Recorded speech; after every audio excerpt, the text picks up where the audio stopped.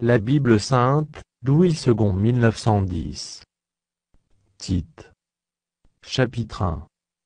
Paul, serviteur de Dieu, et apôtre de Jésus-Christ pour la foi des élus de Dieu, et la connaissance de la vérité qui est selon la piété, lesquels reposent sur l'espérance de la vie éternelle, promise dès les plus anciens temps par le Dieu qui ne ment point, et qui a manifesté sa parole en son temps par la prédication qui m'a été confiée d'après l'ordre de Dieu notre Sauveur.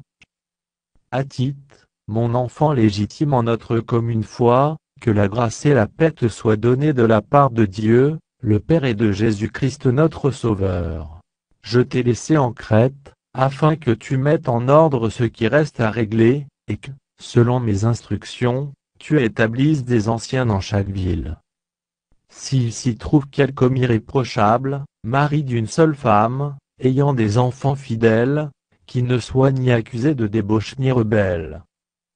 Car il faut que l'évêque soit irréprochable, comme économe de Dieu, qu'il ne soit ni arrogant, ni colère, ni adonné au vin, ni violent, ni porté à un gain déshonnête. Mais qu'il soit hospitalier, ami des gens de bien, modéré, juste, saint, tempérant. Attaché à la vraie parole telle qu'elle a été enseignée, afin d'être capable d'exhorter selon la saine doctrine, et de réfuter les contradicteurs.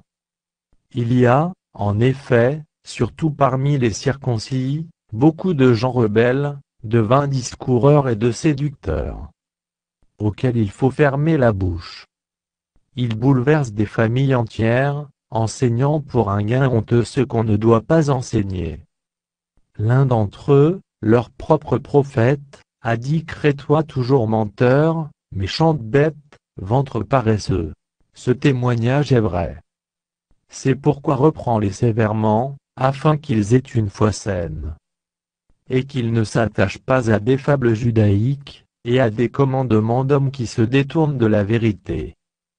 Tout est pur pour ceux qui sont purs, mais rien n'est pur pour ceux qui sont souillés et incrédules, leur intelligence et leur conscience sont souillées. Ils font profession de connaître Dieu, mais ils le renient par leurs œuvres, étant abominables, rebelles, et incapables d'aucune bonne œuvre.